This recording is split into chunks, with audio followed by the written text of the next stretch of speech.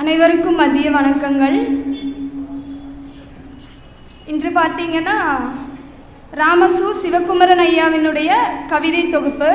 அந்த கவிதை தொகுப்புக்கான அறிமுக உரை. ஐயாவை பற்றி சொல்லணும்னா ஒரு 30 ஆண்டுகள் உயர்நிலை பள்ளியில் தமிழாசிரியராகவும் ஒரு 5 ஆண்டுகள் தலைமை ஆசிரியராகவும் பணியாற்றியிருக்காரு. அந்த நிதானமும் பொறுமையும் இந்த கவிதை புத்தகத்தில் நல்லா தெரிஞ்சிச்சு. இவருடைய தந்தையார் தமிழ் பேராசிரியர். அதனாலேயே என்னவோ ஐயாவினுடைய தமிழ் நடை இன்னும் நல்லா சிறப்பாக இருந்துச்சு. இந்த புத்தகத்தை பற்றி பார்த்தீங்கன்னா ஒரு மரபு கவிதை சார்ந்த புத்தகம். புத்தகத்தில் இருக்கிற ஒரு 84 பக்கங்கள் இருக்குது. அந்த 84 பக்கங்களையுமே மரபு கவிதை மட்டும்தான் இருக்குது. அந்த மரபு கவிதையில் பார்த்தீங்கன்னா மோனை, எதுகை, இயைபு எல்லாமே முரணாகட்டும் எல்லாமே அதில் பொருந்தி அமைமாறு எழுதியிருக்காரு. ஒரு திருக்குறள் சொல்லி ஆரம்பிக்கலாம். நகையும் உவகையும் கொள்ளும் சினத்தின் பகையும் உளவோ பிற. அதாவது எதுக்காக இந்த திருக்குறள்னு பார்த்தீங்கன்னா இந்த அட்டை படத்திற்காக. புத்தகத்தின் பேர் மனிதம் மறந்த முகங்கள். அதாவது இங்கே உள்ள இருக்கிற வண்ணத்து பூச்சி என்னன்னா நம்மளுடைய மனது, மனிதம், அன்பு, கருணை, இது எல்லாமே. அதற்கு மேலே எரிந்துக்கிட்டு இருக்கிற இந்த நெருப்பு இது எனக்கு புரிந்த ஒரு இந்த புத்தகத்தை படித்த ஒரு கருத்து. மேலே எரிந்துட்டு இருக்கிறது குரோதம், நம்மளுடைய பொறாமை, வெஞ்சினம், அந்த மாதிரியான குணங்கள். இந்த குணங்களை எல்லாம் நம்ம என்ன பண்ணிட்டோம்னா திரையிட்டு மூடிட்டோம். நம்மளுடைய நல்ல குணங்களை எல்லாம் திரையிட்டு மூடிட்டோம். இந்த நெருப்பு ஒரு நாள் நம்மளுடைய எண்ணங்களையே எரிச்சிடும் அப்படிங்கிறத நான் இந்த புத்தகத்தினுடைய அட்டைப்படத்திலிருந்து புரிஞ்சுக்கிட்டது. இதில் நிறைய தலைப்புகள் கீழே கவிதை எழுதியிருக்காரு. அவருடைய நண்பர்களை பாராட்டுறதாகட்டும், தமிழை எப்படி அவர் ஏற்றுக்கிட்டாருங்கிறதாகட்டும், பெண்ணியம் பற்றியாகட்டும், பொய் சொல்லக்கூடாதுங்கிறதாகட்டும். அடுத்தது பார்த்திங்கன்னா சாதிகளுக்கு தீ வைப்போம், அந்த மாதிரியான கவிதைகள்லாம் நிறைய எழுதியிருக்காரு. இதில் தமிழை பற்றிய கவிதையிலிருந்து ஆரம்பிக்கலான்னு நினைக்கிறேன்.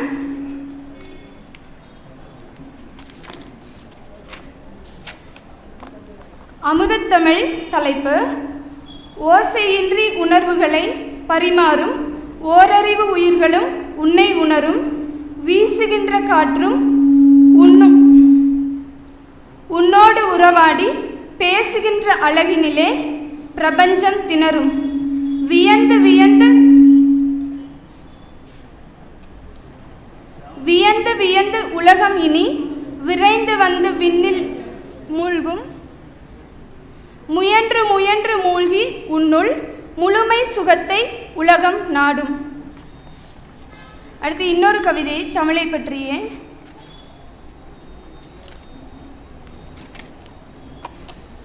நற்றமிழ் ஒன்றே நமதென்போம்னு தலைப்பில் மனிதனாய் பிறப்பது சிறப்பு என்று மகிழ்ந்து சொன்னால் தமிழ் பாட்டி.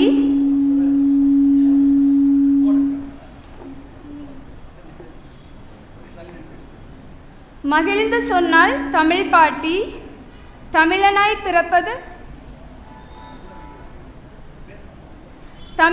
பிறப்பது தனிச்சிறப்பென்று தரணிக்கு சொல்வோம் வளம் கூட்ட.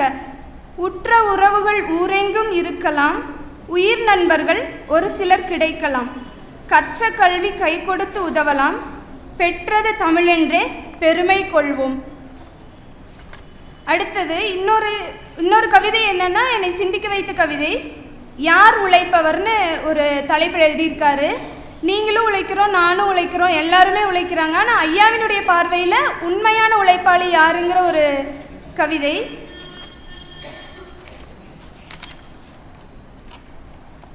ஆடு மேய்ப்பவனும் ஆட்சி பணி செய்பவனும் ஆலைகளில் பணிபுரிபவனும் ஆலயத்தில் மணி அடிப்பவனும் கலைஞனாய் காலம் கடத்துபவனும், இந்த மாதிரி நிறைய சொல்லிட்டு இறுதியாக சொல்கிறாரு. துப்புரவு பணி போல் ஒரு தூய பணி எப்பக்கம் பார்த்தாலும் இல்லை என்பேன். உரிய மரியாதை இல்லை, ஊதியமோ குறைவு. அப்படி இருந்தும் அகமகிழ்வோடு பணியாற்றும் துப்புரவு பணியாளரே உண்மையாய் உழைப்பவர்னு எழுதியிருக்காரு. அதாவது இதிலேயே தெரியுது ஐயாவினுடைய மனிதம் எப்படின்னு. அவர்களை வந்து மறக்காமல் அவர்களுடைய கருத்துக்களுக்கும் அவர்கள் வந்து அவர்கள் உழைக்கிற அளவிற்கான ஊதியம் கிடைக்கல, அவர்களுக்கான மரியாதை கிடைக்கல அப்படிங்கிறத வந்து இந்த கவிதையில் எழுதியிருக்காரு. அடுத்தது விமர்சனம்ங்கிறது வந்து ஒருத்தரை செதுக்கணுமே தவிர அவர்களை வந்து அந்த இடத்திலேயே நிலைக்குலைய செய்யக்கூடாது அப்படின்னு ஒரு கருத்தை முன்வச்சு எழுதியிருக்காரு. விமர்சனம் நீராக இருந்து தூய்மைப்படுத்த வேண்டும், நெருப்பாக இருந்து எரிக்கக்கூடாது. விமர்சனங்களை செய்தி போல் செப்பிக்கொண்டே இருக்காதீர்கள், அது தேவைப்படும் போது மட்டும் தேர்ந்தெடுக்கும் மருந்தாக இருக்கட்டும். விமர்சனங்களால் புதுப்பிக்கிறேன் என்று உள்ளங்களை புதைத்து விடாதீர்கள். ஆழம் அதிகமானால் மண்ணில் விதைகள் முளைக்காது, அதன் இன்னுயிர் நிலைக்காது. விமர்சனங்களை ஒருவர் மீது வைக்கிற விமர்சனங்களை நம்ம வந்து அவரை செதுக்கிறதுக்காக மட்டுமே வைக்கணுங்கிறத சொல்லியிருக்காரு.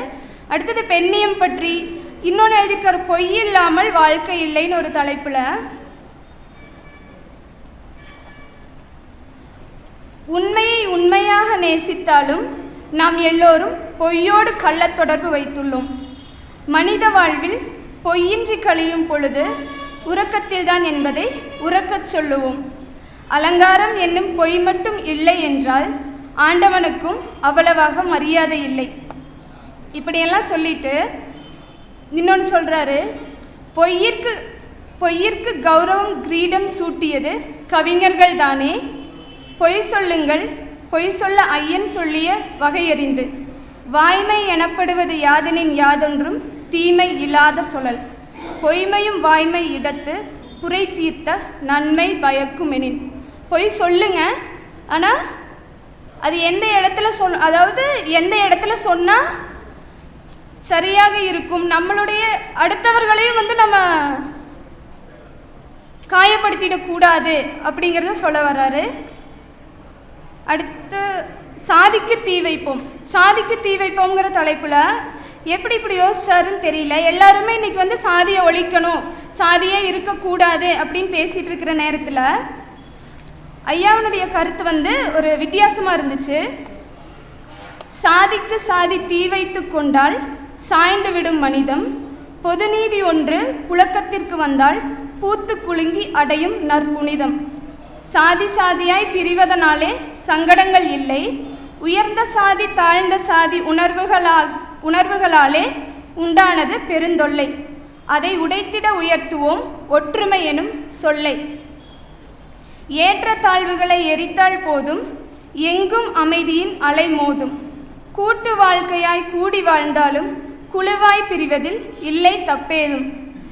தீண்டாமையை பொசுக்கிட திரளுவோம் எல்லோரும், தேனாய் அன்பை பரிமாற உள்ளாருவோம் வேண்டியதில்லை.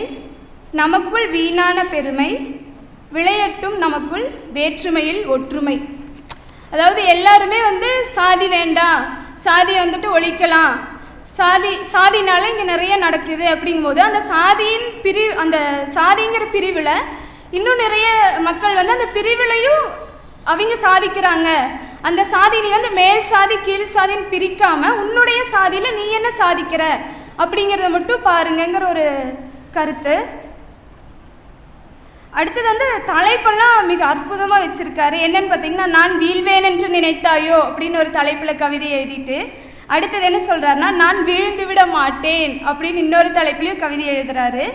அடுத்தது ஐயா வந்து அவர்களுடைய நண்பர்களை ஆகட்டும், அவர் பார்த்து வந்த மனிதர்களை ஆகட்டும் மறக்காமல் அவர்களுக்கு பாராட்டு, நம்ம மனிதங்கிற இதில் பாராட்டையும் சேர்த்துக்கலாம். ஏன்னா ஒருத்தரை பாராட்டும் போது அவர்களுடைய குணங்கள் இன்னுமே அதிகமாகும். அப்போ அந்த இடத்துல ஐயா வந்து பாராட்டையும் இந்த இடத்துல மறக்காமல் இந்த கவிதை புத்தகத்தில் எழுதியிருக்காரு. அடுத்தது காதல் கவிதைகள் சொல்லவே வேண்டாம், நிறைய காதல் கவிதைகள் தான் இந்த புத்தகத்தில் இருக்குது. அதில் வந்து ஓசை நயத்துடன் நிறைய பாடல்கள் மாதிரியே எழுதியிருக்காரு. அதுலேயும் வந்து ஆண் பெண் பாடுற அளவுக்கு நான் பாடகி இல்லை, அதனால் அதை பாடி காட்ட முடியல, வாசித்து வேணால் காட்டுறேன்.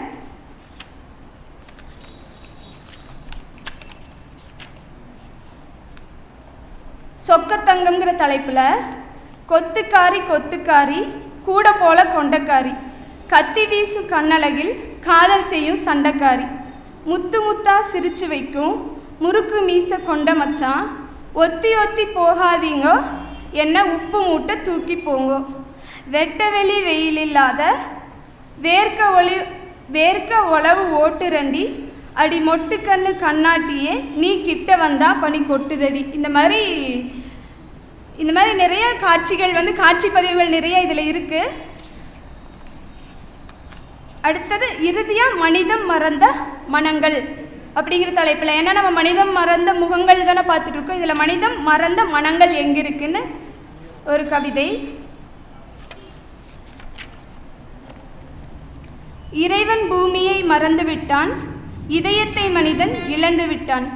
கருகத் தொடங்குகிறது மண் வாழ்க்கை, ஐயோ கதறி துடிக்குது என் கவி வார்த்தை. ஒளியை சூரியன் இழந்து விட்டால் உலகம் முழுவதும் இருள் சூழும். உள்ளத்தை மனிதன் அழித்து விட்டால் உணர்வுகள் எப்படி உயிர் வாழும். புல்லையும் புழுவையும் நேசிக்கத்தான் மனிதனுக்கு புத்திய இறைவன் கொடுத்தானே. மனிதன் கொல்லும் இயந்திரம் போலாகி உலகின் எல்லா நன்மைகளையும் கெடுத்தானே. அன்பு, பாசம், இரக்கம், கருணை, மனிதம் போற்றும் மனிதருக்கான அருங்குணங்கள், மனிதம் மறந்த மனங்கள் எல்லாம் என்றும் மக்கிப் போகா தூர்மலர்கள்.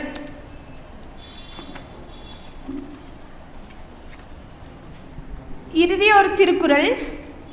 அன்பிற்கும் உண்டோ அடைக்கும் தாள், ஆர்வலர் புன்கணீர் பூசல் தரும்.